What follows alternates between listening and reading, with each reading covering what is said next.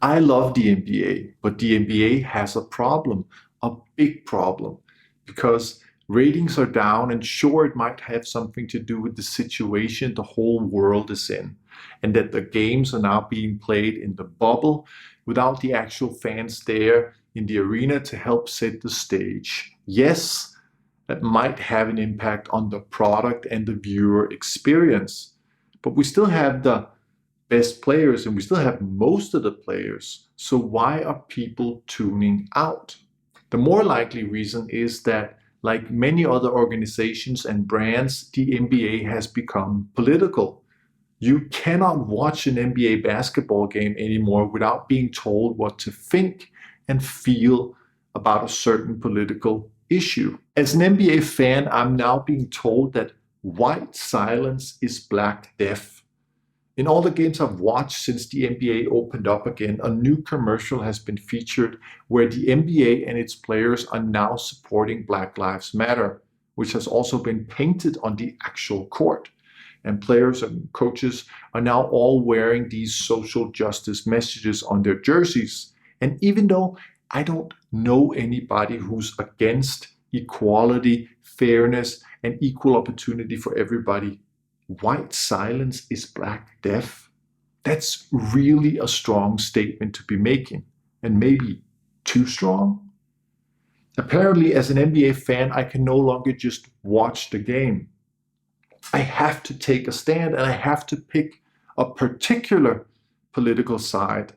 The game is now all about a certain political message and not even about dialogue or just about basketball. And my guess is that that is the biggest reason why people are turning off the game. So sadly, the NBA is right when it says that it's a whole new game, but I'm not convinced that it's going in the right direction. And it seems that other fans agree. And in the middle of all this, the NBA now has a black player who might have forgotten about what that political message is all about, as he addressed the 21-year-old white European star Luka Doncic as a bitch-ass white boy in a game, pointing out his white skin color and referring to the stereotypical labeling of white players as being soft and weak, both physically and mentally. But how does that happen? Isn't that part of the racism that the NBA is proclaiming to be fighting? And keep in mind, in the NBA, black players are the majority and white players are the minority. So, as an NBA fan who's being told that white silence is black death and that racism is everywhere, this feels a little strange. Why has this black player not been fined or suspended? Why has there not been any public statement from the NBA regarding this? Because just imagine if the roles were reversed. Had a white player attacked a black player with something pointing out his skin color, it's hard to imagine that that white player would not have been fined, suspended, and publicly shamed for being a racist, and maybe even fired, or at least you would have people all over the internet calling for that he should lose his job because what he did and said was simply unacceptable. And yes, we get it. Players trash talk. I played professional basketball for 8 years. I know. And sure, I've been called things also referring to my skin color. And the first time I was in America, I attended the Nike All America camp in Indiana. And I remember being truly surprised about how many black players refer to each other with the N word. And coming from Europe, I remember being puzzled by this, thinking, hey, I thought the N word was forbidden in America. The problem is not that players trash talk or that a white player is being called soft. That's not a new thing. It's the stereotypical attack on a white or European player.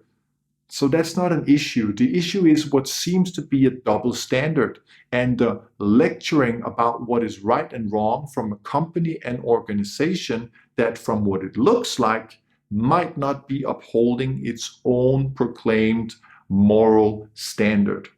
Just be real, be honest and consistent, because everybody that played professional basketball or basketball at an elite level knows that stuff gets said in the heat of the moment and that players might not actually mean what they say. And all players know this. And it goes both ways because it's about competition. And that's not nice or polite or politically correct. It's competition. And all the players out there are trying to get that little edge on their opponent. And to some extent, that's the beauty of sport. It's authentic, it's real, which is also why fans can relate, because it's real people out there just trying to win. But the NBA seems to have forgotten how sports and basketball can unify people in spite of different beliefs, religions, or skin colors. And maybe we, the fans, need to remind the NBA of this, because the NBA right now has gotten bigger than the game, and that's not right. Stop lecturing the fans. Instead, show us how you unify people. And you can do this easily because you have the greatest tool of them all. You have the ball, and the ball does not care about a player's skin color. If you can play, you can play. The ball doesn't pick sides, and the NBA shouldn't either. Sport is not a political battleground, but a place where everybody can go to escape from the chaos of the world and to unify. So to all the fans around the world, I don't want to tell you what to do or what to feel or think, but if you love something or somebody, you tell them the truth. But how do we as NBA fans tell the NBA the truth? Because most fans don't have a platform to speak from, so all they can do is turn off their televisions. And that's what a lot of people are doing. And maybe you and I should consider doing that too. If we love basketball, if you love the sport, maybe you should turn off your television. Or maybe just watch Luka Doncic, who seems to know that basketball is just a game, a beautiful game nonetheless, that will teach you about dedication, teamwork, self-sacrifice, and about being the bigger person and letting go of things and words that does not move you forward. And that's what I will do. I will continue to watch the bitch-ass white boy, and that will be my way as a fan of trying to say, dear NBA, please reconsider. Please be the unifier that does not see race, just like the ball, because the ball only cares about your effort. It doesn't pick sides, and it's always there for everybody.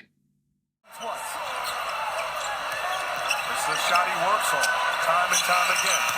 Rhythm, step back three. That's in his resume. What a performance by Luka and the Mavericks. Mama, there goes that man.